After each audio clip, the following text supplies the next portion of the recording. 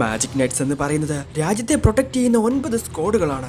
അതിലെ ഓരോ ക്യാപ്റ്റൻസിനും 100 മാജസിന്റെ അത്രയും ശക്തിയുണ്ട്. വരാനിരിക്കുന്ന ഒരു വലിയ യുദ്ധത്തിന്റെ ഭാഗമായി അവരെ വെച്ചൊരു ടൂർണമെന്റ് നടത്തുവാണ് ജൂലിയസ്. ക്യാപ്റ്റൻ യാമിയുടെ വളരെ പവർഫുൾ ആയിട്ടുള്ള ഒരു സ്പെല്ല് ഉപയോഗിച്ച് 2 ടീമുകളെയും സമനിലയിൽ അവർ കൊണ്ടുവരുന്നു. ആ ദിവസം ആസ്തയും മറ്റു മാജിക് നൈറ്റ്സും ക്ലോവർ കിണ്ടത്തെ സ്പേഡ് കിണ്ടത്തിൽ നിന്നും ആ ഡെവിളിന്റെ കയ്യിൽ നിന്നും പ്രൊട്ടക്ട് ചെയ്യുമെന്ന് പ്രതിജ്ഞയെടുത്തു. അങ്ങനെ ഒരു സെപ്റ്റംബർ മാസം എന്നത്തെയും പോലെ ആസ്തയും മറ്റുള്ളവരും ട്രെയിനിങ് ചെയ്തുകൊണ്ടിരിക്കുകയാണ്. ക്യാപ്റ്റൻസിന്റെ ആ ഫൈറ്റ് കണ്ടതിന് ശേഷം ആസ്തയും നോയലും കൂടുതൽ മോട്ടിവേറ്റഡ് ആയി. ഹാർട്ട് കിണ്ടത്തിലെ സ്പിരിറ്റ് ഗാർഡിയൻസുമായുള്ള ട്രെയിനിങ്ങിന്റെ ദിവസം തങ്ങൾ കൂടുതൽ സ്ട്രോങ്ങർ ആയിരിക്കണമെന്ന് പറഞ്ഞ് വീണ്ടും വീണ്ടും അവർ ട്രെയിനിങ് ചെയ്തുകൊണ്ടേയിരിക്കുന്നു. അങ്ങനെ ഇരിക്കുന്ന സമയത്താണ് എങ്ങോട്ടോ പോകാൻ തയ്യാറായിക്കൊണ്ട് ഫിൻഡ്രലും മറ്റുള്ളവരും അങ്ങോട്ട് വരുന്നത്. ഓ സമയമായല്ലേ, ശരി വാ നമുക്ക് പോകാം എന്ന് പറഞ്ഞ് അവരെല്ലാം എക്സൈറ്റഡ് ആയി നിൽക്കുന്നു. അങ്ങനെ അവർ റോയൽ ക്യാപിറ്റലിലെ കീക്ക എന്ന കാസ്റ്റൽ ടൗണിലോട്ട് പോകുന്നു. ഐ ഓഫ് ദ മിഡ്നൈറ്റ് സണ്ണിന്റെ അറ്റാക്കിന് ശേഷം ടൗൺ എല്ലാം ഏകദേശം പഴയതുപോലെ ആയിട്ടുണ്ട്. ജനങ്ങളെല്ലാം ഒരു ഉത്സവത്തിന് വന്നതുപോലെ അവിടെ സന്തോഷത്തോടെ നിൽക്കുന്നു. ഒരു വർഷം കഴിഞ്ഞിരിക്കുന്നു. ഇത് ശരിക്കും വളരെ വലിയൊരു സമയമാണ്. പക്ഷേ കണ്ണടച്ച് തോർക്കുന്നതിന് മുൻപ് കഴിഞ്ഞതുപോലെ തോന്നുന്നു. സോ ആസ് ദ ബ്ലാക്ക് ബുൾസിൽ ജോയിൻ ചെയ്തിട്ട് ഒരു വർഷം കഴിഞ്ഞിരിക്കുന്നു.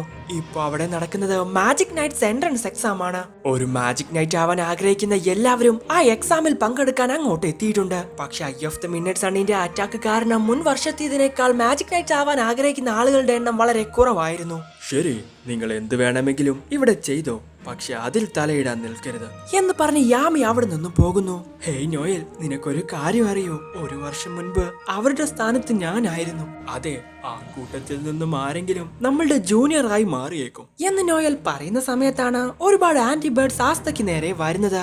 മാനക്കുറവുള്ളവരുടെ അടുത്തോട്ടാണ് ആ ആന്റിബേർഡ്സ് കൂടുതലായും വരുന്നത് എന്ന് അവിടെ നിൽക്കുന്ന ഒരു കുട്ടി മറ്റൊരു കുട്ടിയോട് പറയുന്നു.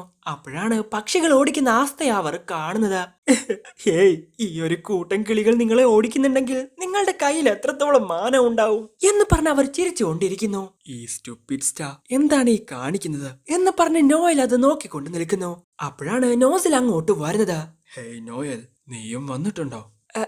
അതെ, ആക്ച്വലി ഇത് ആസ്തയുടെ ഐഡിയ ആയിരുന്നു. ഒരു മാജിക് നൈറ്റ്സ് എന്ന നിലയിൽ വന്ന വഴി ഓർത്തിരിക്കാൻ പറ്റുന്ന സ്ഥലമാണിതെന്ന് ആസ്ത പറഞ്ഞു. അത് കാണുമ്പോ വരാനിരിക്കുന്ന ആ ബാറ്റിലിൽ കുറച്ചുകൂടി കോൺഫിഡൻസ് കിട്ടുമെന്ന് പറഞ്ഞു. സോ ഒരു വർഷം കഴിഞ്ഞല്ലേ എന്ന് നോസിൽ അവളോട് ചോദിക്കുന്നു. സോ പണ്ട് എൻട്രൻസ് എക്സാമിൽ പങ്കെടുക്കാൻ പോകുന്ന നോയലിനോട് അതിന്റെ ആവശ്യമില്ലെന്ന് നോസിൽ പറഞ്ഞത് അവൾ ആലോചിക്കുന്നു.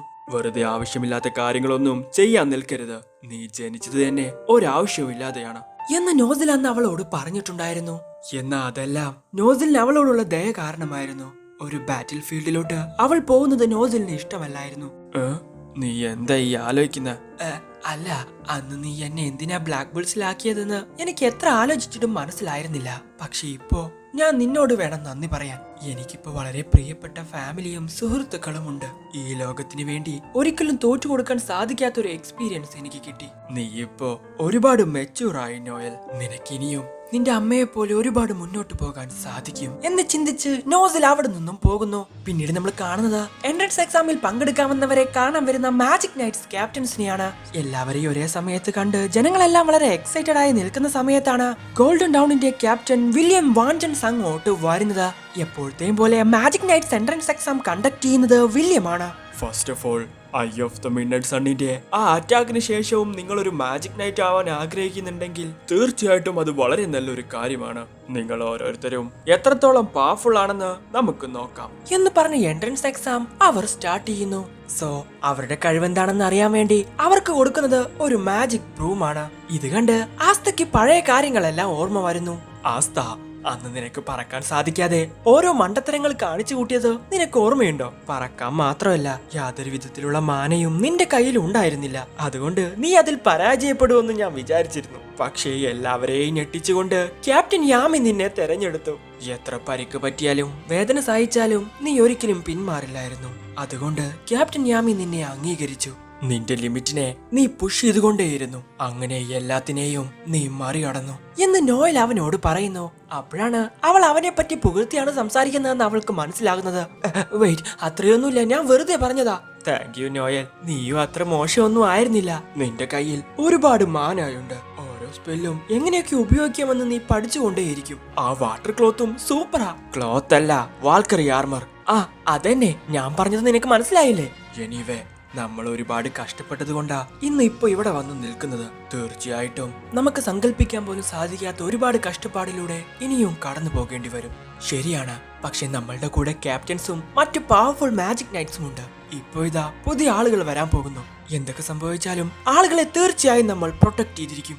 അതെ, അതിന് നമ്മൾ ഇനിയും സ്ട്രോങ് ആയേ പറ്റൂ. തീർച്ചയായിട്ടും നമ്മൾ ഇനിയും സ്ട്രോങ് ആയി മാറിയിരിക്കും. പിന്നീട് നമ്മൾ കാണുന്നത് എൻട്രൻസ് എക്സാം നോക്കിക്കൊണ്ടിരിക്കുന്ന യൂനോയെയാണ്. അവനും എന്തൊക്കെയോ ആലോചിക്കുന്നുണ്ട്. അപ്പോഴാണ് ആസ്താവനെ കാണുന്നത്. ഹേയ് യൂനോ, നീ ഇവിടെ ഉണ്ടായിരുന്നോ? കണ്ടിട്ട് നീ എന്താ ഒന്നും മിണ്ടാത്തെ? എനിവേ, നീ ഇവിടെ വന്നപ്പോ തൊട്ട് എനിക്ക് തോന്നിയ അതേ ഫീലിങ്സ് ആണ് നിനക്കും തോന്നിയതെന്ന് എനിക്ക് തോന്നുന്നു. എന്താ ശരിയല്ലേ? പിന്നെ നമ്മൾ രണ്ടുപേരും വിസാർഡ് കിങ് ആകുമെന്ന് പറഞ്ഞ ആ പ്രോമിസ്. ഇത് കേട്ട് പണ്ട് താനൊരു വിസാർഡ് കിങ് ആവുമെന്ന് പറഞ്ഞതും ഒരുപാട് സ്ട്രോങ് ആയി മാറി ജനങ്ങളെ പ്രൊട്ടക്ട് ചെയ്യുമെന്ന് പറഞ്ഞതും അവൻ ആലോചിക്കുന്നു. ആർക്കാണ് വിസാർഡ് കിങ് ആവാൻ സാധിക്കുക എന്ന് നമുക്ക് നോക്കാം. എന്തായാലും അതിൽ വിജയിക്കാൻ പോകുന്നത് ഞാനായിരിക്കും എന്ന് പറഞ്ഞ് യൂന അവിടെ നിന്നും പോകുന്നു. അങ്ങനെ എൻട്രൻസ് എക്സാം കഴിഞ്ഞ് അവരെല്ലാം യാമിയുടെ അടുത്തോട്ട് തിരിച്ചു പോകുന്നു. തങ്ങൾ കടന്നു വന്ന വഴിയെല്ലാം ഒന്നുകൂടെ കണ്ടപ്പോ അവർ ഒരുപാട് മോട്ടിവേറ്റ് ആയി. ഇനിയും ഒരുപാട് മുന്നോട്ട് പോകാനുണ്ടെന്ന് അവർ പറയുന്നു. അതെ, തീർച്ചയായിട്ടും ബ്ലാക്ക് ബുൾസിനെ ഏറ്റവും മികച്ച ഒരു മാജിക് നൈറ്റ് സ്ക്വാഡാക്കി ഞാൻ മാറ്റിയിരിക്കും. എന്റെ കേഴ്സിനെ ബ്രേക്ക് ചെയ്ത് തീർച്ചയായിട്ടും ഞാൻ ഇംപ്രൂവ് ആവും. ലേഡി ഫിനിക്സ് എന്നെ വിശ്വസിക്കും. ഹേയ് ക്യാപ്റ്റൻ, പുതിയ ആരെങ്കിലും നമ്മുടെ സ്ക്വാഡിലോട്ട് വരുന്നുണ്ടോ? അതെ, വളരെ അമേസിംഗ് ആയിട്ടുള്ള ഒരാൾ ഉണ്ടായിരുന്നു. പക്ഷെ അവൻ മറ്റൊരു സ്ക്വാഡിലോട്ട് പോയി. സോ നിങ്ങൾ രണ്ടുപേരും ഇനിയുള്ള ഒരു വർഷവും ജൂനിയേഴ്സ് ആയി ഇരിക്കേണ്ടി വരും. പിന്നീട് നമ്മൾ കാണുന്നത് ലൂമിയറിന്റെ ഒരു പ്രതിമ നോക്കിക്കൊണ്ടിരിക്കുന്ന ഒരാളെയാണ്. ഹേയ്, അത് നിങ്ങളാണെന്ന് എനിക്ക് അറിയാമായിരുന്നു എന്ന് പറഞ്ഞ് മാർക്സ് അങ്ങോട്ട് വരുന്നു. ഹേയ് മാർക്സ്, ഇത് ശരിക്കും കോയിൻസിഡൻസ് ആണല്ലേ? എന്ത് കോയിൻസിഡൻസ്? കണ്ണു തെറ്റിയാ നിങ്ങൾ കാസ്റ്റലിൽ നിന്നും പുറത്തോട്ട് വരും. അവിടെ നിങ്ങൾക്ക് ചെയ്യാൻ കുന്നുകണക്കിന് ജോലിയുണ്ട്. എനിക്കറിയാം, ഒരുപാടധികം കഷ്ടപ്പെട്ട് ജനങ്ങളെയും ഈ രാജ്യത്തെയും പ്രൊട്ടക്ട് ചെയ്യാൻ വേണ്ടി ആളുകൾ മാജിക് നൈറ്റ് സ്ക്വാഡുകളിൽ ചേരുന്നു. അവരെല്ലാം കാണുമ്പോൾ തന്നെ എനിക്ക് ഒരുപാട് ധൈര്യം കിട്ടുന്നത് പോലെ തോന്നുന്നു. അതെ, ശരിയാണ്. അവരെ കാണുമ്പോ ഫ്യൂച്ചറിലോട്ടുള്ള ഒരു പ്രതീക്ഷയാണ് എനിക്ക് കിട്ടുന്നത്. അങ്ങനെ അവർ അവിടെ നിന്ന് പോകുന്നു. ഹേയ് മാർക്സ്, നിനക്ക് ഗ്രിൽഡ് വയലറ്റ് സ്നേക്ക് ഇഷ്ടമാണോ? അത് കഴിച്ചു കഴിഞ്ഞാ ആസ്ത ഒരുപാട് ഹാപ്പി ആവും. നീയും ഹാപ്പി ആവുമെന്ന് തോന്നി. പിന്നീട് നമ്മൾ കാണുന്നത് ഗോൾഡൻ ടൗണിന്റെ ഹെഡ് ക്വാർട്ടേഴ്സ് ആണ്. യൂനോ പുറത്തോട്ട് ഇങ്ങനെ നോക്കി നിൽക്കുന്ന സമയത്താണ് വില്യം അവന്റെ അടുത്തോട്ട് വരുന്നത്. യൂനോ, നിനക്ക് ഞാനൊരു സാധനം കൊണ്ടുവന്നിട്ടുണ്ട് എന്ന് പറഞ്ഞ് വില്യം അവന് ഒരു പെൻഡന്റ് കൊടുക്കുന്നു. So I of the minute son അവന്റെ അടുത്ത് നിന്ന് എടുത്തോണ്ട് പോയ ആ സ്റ്റോൺ ആയിരുന്നു അത്. ഹേയ്, ഇതെങ്ങനെ? റെവ്ചി എന്ന ഒരാളാണ് ഇത് കൊണ്ടുവന്നത്. ആ ഷാഡോ പാലസിൽ നിന്നും അവനും ഗൾഡറും എടുത്ത ആ നിധികളുടെ കൂട്ടത്തിൽ ഇതും ഉണ്ടായിരുന്നു. അവന്റെ കയ്യിൽ ഇതുണ്ടെന്ന് നീ അറിഞ്ഞു കഴിഞ്ഞാ നീ എന്താണ് അവന് ചെയ്യാൻ പോകുന്നതെന്ന് അറിഞ്ഞ് അവൻ പേടിച്ചു പോയി കാണും. സോ ഈ മാജിക് സ്റ്റോൺ നിന്റേതാണ്. ഇത് കേട്ട് യൂനോക്ക് വിശ്വസിക്കാൻ സാധിക്കുന്നില്ല. നീ ഇവിടെ വന്നിട്ട് ഇന്നേക്ക് ഒരു വർഷമായി. നിന്റെ സ്ഥാനത്തേക്ക് മറ്റൊരാളെ കണ്ടെത്താൻ എന്നെ കൊണ്ട് സാധിച്ചില്ല. അതോർത്ത് എനിക്ക് ഒരുപാട് സന്തോഷമുണ്ട്. നിന്റെ അടുത്ത് നിന്നും ഇനി ഒരുപാട് കാര്യങ്ങൾ ഞാൻ പ്രതീക്ഷിക്കുന്നുണ്ട്. ഇതേ സമയം ബ്ലാക്ക് ബുൾസിന്റെ ഹൈഡോട്ടിലെത്തിയ യാമിയും മറ്റുള്ളവരും ആസ്തയുടെയും നോയലിന്റെയും 1 ഇയർ ആനിവേഴ്സറി ആഘോഷിക്കാമെന്ന് പറയുന്നു. മാഗ്നയും മറ്റുള്ളവരും പെട്ടെന്ന് തന്നെ തിരിച്ചു വരും. അങ്ങനെ അവരെല്ലാവരും ആ പാർട്ടി ആഘോഷിക്കാൻ തയ്യാറാകുന്നു. അന്നത്തേതിനെ വെച്ച് നോക്കുമ്പോ ഞാൻ ഇപ്പൊ ഒരുപാട് സ്ട്രോങ് ആണ്. പക്ഷേ അത് പോരാ. തീർച്ചയായിട്ടും ഞാനൊരു വിസാർഡ് കിങ് ആയി മാറിയിരിക്കും. തീർച്ചയായിട്ടും ഒരുപാട് ഹാർഡ് വർക്ക് ചെയ്ത് ഞാനൊരു വിസാർഡ് കിങ് ആയി മാറിയിരിക്കും.